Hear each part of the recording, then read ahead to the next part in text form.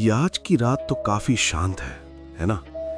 चांद बादलों के पीछे छुपा हुआ है। मुझे एक ऐसी ही रात की याद दिला रहा है, बहुत साल पहले, जब मैं अपने एक सफर में भटक गया था, एक घने जंगल के बीचों बीच।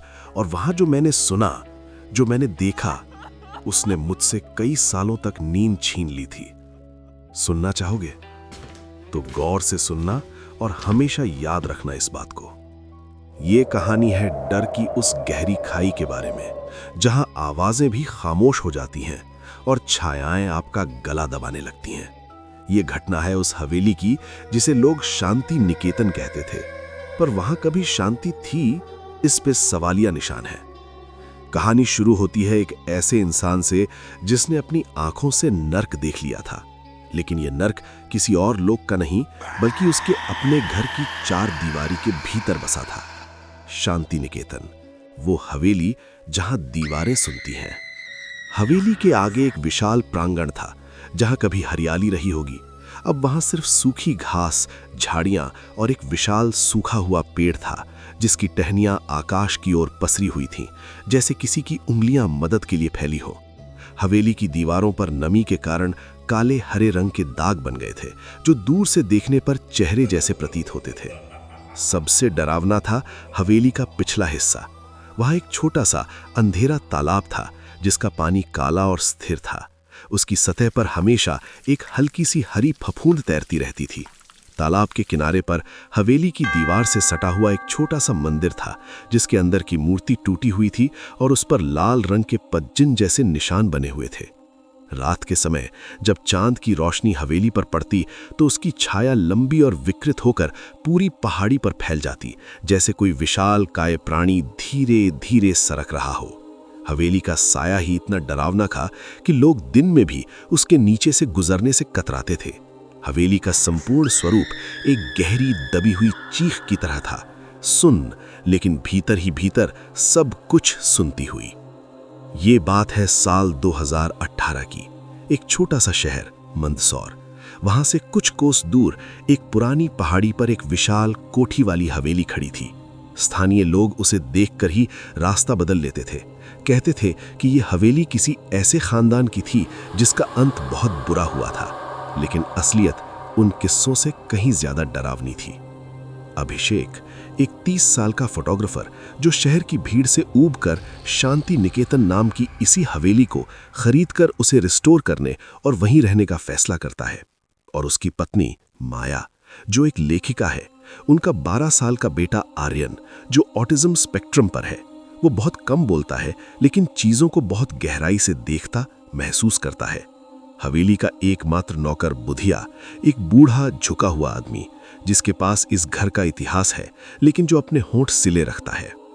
अभिषेक और माया हवेली में दाखिल होते हैं। हवेली बाहर से जर्जर लगती है, लेकिन अंदर की लकड़ी की नक्काशी और ऊंची छतें बता रही हैं कि कभी ये जगह बहुत शानदार रही होगी। लेकिन एक अजीब सी गंध थी, पुरानी लकड़ी, गीली मिट्टी और कुछ और, जैसे सड़े हुए फूलों की मीठी सी गंध। आर्यन तुरंत एक कोने में खड़ा हो गया। उसकी नजरें सीधी छत पर टिक गईं, जहां एक विशाल काले लकड़ी का पंखा लटक रहा था। वो बिना पलक झपकाए उसे देखने लगा। माया ने उसे पुचकारा, लेकिन आर्यन का ध्यान नहीं हटा। पहली रात। हवेली में बिजली नहीं थी। केरोसिन लैंप की लौ ने अजीब छायाएं बनाई। अभिषेक खुश था, उसे ये ऑथेंटिक एक्सपीरियंस लग रहा था। माया थोड़ी बेचैन थी, लेकिन उसने अपना डर दबा लिया। आधी रात को माया की नींद खुली। उसे लगा जैसे कोई बहुत हल्के हल्के धीमे कदमों से उनके बेडरूम के बाहर गलियारे में टहल रहा है। फिर वो आवाज रुक गई। माया ने सोचा शायद बुधिया होगा। उसने करवट बदली। तभी उसने अपने बिस्तर के पैरों वाले हिस्से में एक ठंडा गीला स्पर्श महसूस किया, जैसे कोई गीले हाथ से उसके पैर छू रहा हो। वो चीखने ही वाली थी कि वो स्पर्श गायब हो गया। उसकी सांसें तेज हो गईं। उसने अभिषेक को जगाने की कोशिश की, लेकिन वो गहरी नींद में सो रहा था, बहुत ज्यादा गहरी।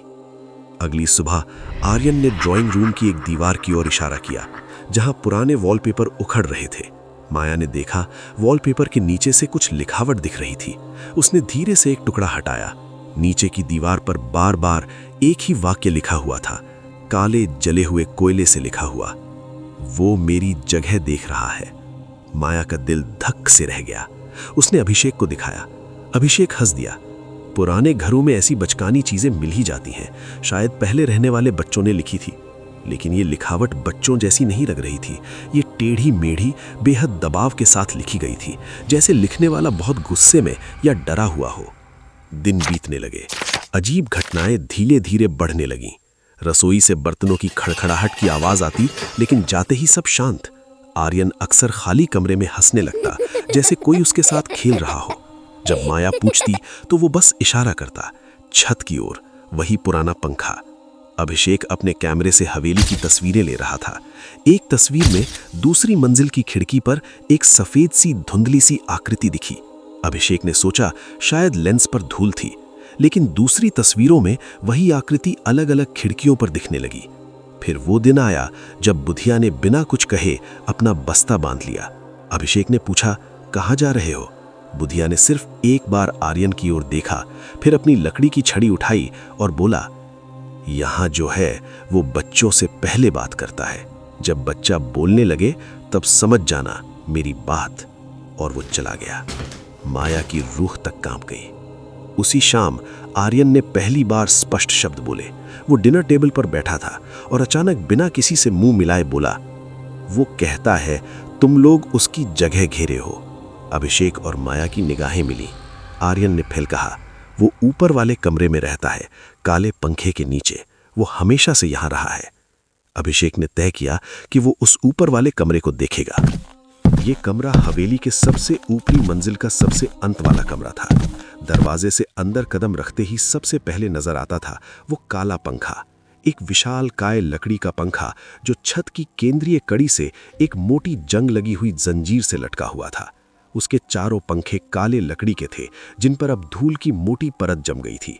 पंखे के किनारों पर जालीदार नक्काशी थी जो दूर से देखने पर चेहरे जैसे लगती थी। पंखा बिल्कुल स्थिर नहीं था। बिना हवा के भी वो बहुत धीरे धीरे, लगभग अगोचर रूप से हिलता रहता था, जिससे उसकी जंजीर से एक बारीक धातु की कराह जैसी आवाज आती रहती। कमरे की चारों दीवारों पर एक बार गहरे बैंगनी रंग का वॉलपेपर चिपका होगा, पर अब वो उखड़कर नीचे लटक रहा था, जैसे किसी की मृत त्वचा हो। वॉलपेपर के नीचे की दीवार पर गहरे हरे रंग के फफूंद के धब्बे थे, जिन्होंने अजीब आकृतियां बना रखी थीं। कहीं एक हाथ जैसा, कहीं एक झुका हुआ सिर जैसा। एक कोने में दीवार से सटा हुआ एक बड़ा लकड़ी का अलमारी था, जिसके दरवाजे की चूलें टूट गई थीं। एक दरवाजा बंद था और दूसरा थोड़ा सा खुला हुआ अंदर के घने अंधेरे को झांकने दे रहा था। कमरे में कोई हवा नहीं चलती थी, फिर भी हमेशा एक हल्की सी सरसराहट का एहसास होता रहता था, जैसे कोई बहुत हल्के कदमों से चल रहा हो। और एक गंध, पुरानी किताबों, सड़ी हुई लकड़ी और ऊपर से एक मीठी दम घोटने वाली गंध, जैसे बहुत समय से बंद रखे गुलाब जल की शीशी के भीतर कुछ सड़ गया हो। ये कमरा सिर्फ एक जगह नहीं लगता था, ये एक इंतजार लगता था। ऐसा इंतजार जो सदियों से चला आ रहा हो। और उस काले पंखे के नीचे खड़े होकर कोई भी व्यक्ति ये एहसास कर सकता था कि ये इंतजार अब खत्म होने वाला है। सीढ़ियां चढ़ते हुए लकड़ी की हर सीढ़ी कराह रही थी। ऊपर का गलियारा और अंधेरा था। वो कमरा बंद था, ताला जंग खाए हुए थे। अभिषेक ने जोर लगाकर दरवाजा खोला। कमरा खाली था, सिवाय उस काले लकड़ी के पंखे के जो बिल्कुल बीचों बीच लटक रहा था। हवा नहीं थी, लेकिन पंखा बहुत धीरे धीरे घूम रहा था। अभिषेक ने नजरें घुमाई। एक कोने में दीवार पर एक बड़ा सा काले कपड़े से ढका हुआ फ्रेम टंगा था। उसने कपड़ा हटाया। वो एक तैल चित्र था, एक परिवार का, लेकिन लड़की का चेहरा पूरी तरह से पेंट से काला कर दिया गया था। सिर्फ 2 सफेद धब्बे थे जो आंखों की तरह लग रहे थे। अभिषेक ने तस्वीर खींचने के लिए अपना कैमरा उठाया। फ्लैश चमका। कैमरे के प्रीव्यू स्क्रीन पर उसने देखा, तस्वीर में उस काली पुती हुई लड़की की जगह पर एक साफ साफ चेहरा था। एक पतला लंबा चेहरा जिसकी आंखें बहुत बड़ी और खाली थीं।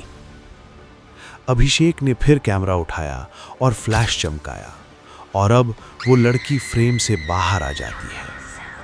अभिषेक ने कैमरा छोड़ दिया। वो भागकर नीचे आया। उसकी सांस फूल रही थी। उस रात हवेली में पहली बार आवाज आई। ये कोई चीख नहीं थी, ये एक गहरी दम घुटती हुई सी फुसफुसाहट थी जो हर कमरे की दीवारों से निकल रही थी। बाहर जाओ, ये मेरी जगह है। माया ने आर्यन को कसकर छाती से लगा लिया। अभिषेक ने टॉर्च जलाई। फुसफुसाहट बंद हो गई, लेकिन उसकी जगह एक और आवाज आई, खरोचने की आवाज, ठीक उनके बेडरूम की दीवार के पीछे से, जैसे कोई लंबे पतले नाखूनों से लकड़ी को खरोच रहा हो। आर्यन ने अपने कान बंद कर लिए और चिल्लाना शुरू कर दिया। वो आ रहा है, वो दीवार से आ रहा है। अभिषेक ने हथौड़ा उठाया और दीवार पर मारा। प्लास्टर उखड़ा, नीचे से पुरानी ईंटें दिखीं और उन ईंटों के बीच बाल, लंबे काले बाल जैसे किसी के सिर के। अभिषेक ने पीछे हटकर और वार किया। एक ईंट हिली, उसने उसे खींच कर निकाला। ईंटों के भीतर एक खोखला स्थान था और उसमें एक कंकाल, छोटे कद का। एक हाथ में एक गुड़िया की टूटी हुई बांह भी थी। माया की आंखों में आंसू आ गए। ये कोई बच्चा था, इसकी हत्या की गई थी और इसे यहां चुनवा दिया गया था। यही था वो जिसकी बात आर्यन कह रहा था। लेकिन उस रात जो हुआ वो और भी भयानक था। जब वो सब सोने की कोशिश कर रहे थे, आर्यन अचानक बिस्तर पर बैठ गया। उसकी आंखें खुली थीं, लेकिन उनमें जान नहीं थी। वो धीरे धीरे उस काले पंखे वाले कमरे की ओर इशारा करते हुए बोला, लेकिन आवाज उसकी अपनी नहीं थी। वो एक बूढ़े खुरदरे आदमी की आवाज थी जो आर्यन के कोमल गले से निकल रही थी। मेरी बेटी को वापस दो, तुमने उसे छुपा रखा है, मैं उसे ढूंढूंगा हर एक में। और फिर आर्यन का सिर एक ऐसे कोण पर घुमा जो मानव शरीर के लिए असंभव था, और उसने एक ऐसी हंसी हंसी जिससे रोंगटे खड़े हो गए। माया बेहोश हो गई, अभिषेक स्तब्ध रह गया। अगले दिन अभिषेक ने गांव के सबसे बुजुर्ग व्यक्ति से बात करने का फैसला किया। उस बूढ़े ने नाम नहीं बताया, लेकिन कहानी सुनाई। 1902 में जगमोहन सिंह राठौड़ यहां रहते थे। उनकी एक बेटी थी, लीला। लीला की एक दोस्त थी, एक नौकरानी की बेटी जिसका नाम था चंपा। एक दिन लीला की मौत हो गई एक दुर्घटना में। जगमोहन सिंह को पागलपन का दौरा पड़ा। चंपा दौड़ती है, भागती है, ये कहते हुए कि उसने कुछ नहीं किया है, लेकिन उसे बचाने वाला कोई नहीं था। उसने चंपा को पकड़ लिया और उसे जिंदा ही दीवार में चुनवा दिया, ये कहकर कि अगर लीला की आत्मा कहीं है तो वो चंपा के शरीर में प्रवेश कर लेगी और वो वापस आ जाएगी। ये सुनकर कि उसकी बेटी को दीवार में चुनवा दिया है, उसकी माँ अपनी छोटी टूटी हुई झोपड़ी में रोने लगती है। लेकिन चंपा की आत्मा ने उस घर को नहीं छोड़ा और वो अब भी ढूंढ रही है अपना शरीर, अपनी पहचान, और वो किसी भी बच्चे के शरीर में घुसकर अपनी जगह वापस पाना चाहती है। बूढ़े ने अभिषेक की ओर देखा और बोला, तुम्हारा बेटा वो उसके लिए सबसे सही वेसल है, क्योंकि वो दुनिया से जुड़ा नहीं है, वो दरवाजा है। अभिषेक भागकर हवेली लौटा, लेकिन हवेली बदल चुकी थी। सारी खिड़कियां अंदर से कालिक पोती हुई थीं, दरवाजे बंद और अंदर से गहरी खामोशी। उसने दरवाजा तोड़ा, अंदर अंधेरा था। वो ऊपर भागा। उनके बेडरूम में माया एक कोने में बैठी थी, आंखें फैली हुई, मुंह से झाग निकल रहा था। वो बार बार एक ही शब्द दोहरा रही थी, चंपा, चंपा। और आर्यन कमरे के बीचों बीच खड़ा था। उसके पैर जमीन से ऊपर उठे हुए थे, वो हवा में तैर रहा था। उसकी पीठ अभिषेक की ओर थी। धीरे धीरे आर्यन का सिर 180 डिग्री घुमा पीछे की ओर। उसके चेहरे पर एक विकृत बूढ़ी औरत की मुस्कान थी। उसकी आंखें काली और खोखली थीं। आर्यन इस तरह हंसा जैसे वो कुछ ऐसा करने वाला हो जो काली शक्तियों को करने में बहुत अच्छा लगता हो। वो अपनी गर्दन को ऐसे घुमाता जैसे गर्दन किसी लचीली खाल से लटकी हो। उसकी गर्दन से उभरते हुए बाल ऐसा लगता जैसे कि उसका सिर गर्दन से उभर रहा हो। उसने आवाज दी, लेकिन वो दो आवाजें थीं, आर्यन की मासूम आवाज और चंपा की कराहती हुई आवाज एक साथ। पापा, मैंने उसे ढूंढ लिया, यही मेरा नया घर है। अभिषेक ने आगे बढ़कर आर्यन को पकड़ने की कोशिश की, लेकिन एक अदृश्य शक्ति ने उसे पीछे की ओर उछाल दिया। दीवार से टकराया। उसने देखा वो पुराना काले लकड़ी का पंखा अब उनके कमरे में लटक रहा था और वो तेजी से घूमने लगा, हवा में एक गर्जना पैदा करते हुए। माया अचानक चुप हो गई। उसने उठकर एक तेज धार वाला कांच का टुकड़ा उठाया और बिना किसी भाव के अपने ही गले की ओर बढ़ने लगी। अभिषेक लड़खड़ाता हुआ उठा और उसने माया को रोकने के लिए छलांग लगाई। तभी एक अदृश्य शक्ति ने उसे फिर से कांच लगी हुई खिड़की पर जाकर टकराया, जिससे उसका सिर खिड़की से टकरा जाता है। उसके सिर से खून बहने लगता है, जो कि उसके सिर से बहता हुआ खून उसके कपड़ों तक पहुंच जाता है और अभिषेक की मौत बहुत ही दर्दनाक तरीके से होती है। सब कुछ रुक गया, पंखा रुक गया।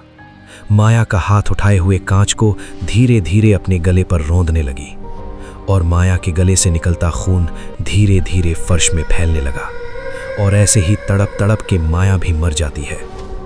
आर्यन जमीन पर आ गया, बेहोशी की हालत में थी। अब भी उसकी आंखें काली और खोखली थीं। आर्यन दीवार में उसी कंकाल का हाथ पकड़कर मुस्कुराते हुए साथ ही चले गए। दीवार फिर से वैसी ही हो गई जैसे पहले थी। एक गहरी दुख भरी सांस हवा में गूंजी और फिर दीवार पर वो पुराना वॉलपेपर अपने आप उखड़ने लगा। नीचे से लिखावट दिखाई देने लगी, पहले की तरह काले कोयले से नहीं बल्कि सफेद चूने से लिखी हुई, और ये नई लिखावट थी। माफ कर दो, मैं बस घर जाना चाहती थी। फिर एक हल्की सी ठंडी हवा का झोंका आया और वो लिखावट भी धुंधली पड़कर गायब हो गई, जैसे कभी थी ही नहीं। कहानी का अंत नहीं होता। हवेली पहले की तरह शांत हो गई, जैसे कुछ हुआ ही ना हो। पहले के जैसा सन्नाटा, अंधेरा, एक काले लकड़ी का पंखा और उसके नीचे दो छोटी लड़कियां हाथ में हाथ डाले। और शांति निकेतन हवेली आज भी वहीं खड़ी है, उस पहाड़ी पर। स्थानीय लोग कहते हैं कि कभी कभी रात में वहां की खिड़कियों पर दो छायाएं दिखाई देती हैं, एक बड़ी और एक छोटी। और अगर आप कान लगाकर सुने तो शायद आपको एक हल्की सी दर्द भरी फुसफुसाहट सुनाई दे। ये मेरी जगह नहीं है, क्या तुम मुझे मेरा घर दिखा सकते हो? डर सिर्फ भूत प्रेत से नहीं आता, डर आता है उस गहरी पीड़ा से जो इंसान के अंदर दबी रह जाती है, उस इच्छा से जो पूरी नहीं हो पाती। चंपा की आत्मा को भूत होने की जरूरत नहीं थी, उसे बस एक घर चाहिए था। और कभी कभी जो लोग खो जाते हैं वो हमारे भीतर ही रहने की जगह ढूंढ लेते हैं। सवाल ये है कि क्या आपके भीतर ऐसी कोई खाली जगह है? आगे ऐसे और भी अनकहे सच जानने के लिए लाइक, शेयर और सब्सक्राइब करें।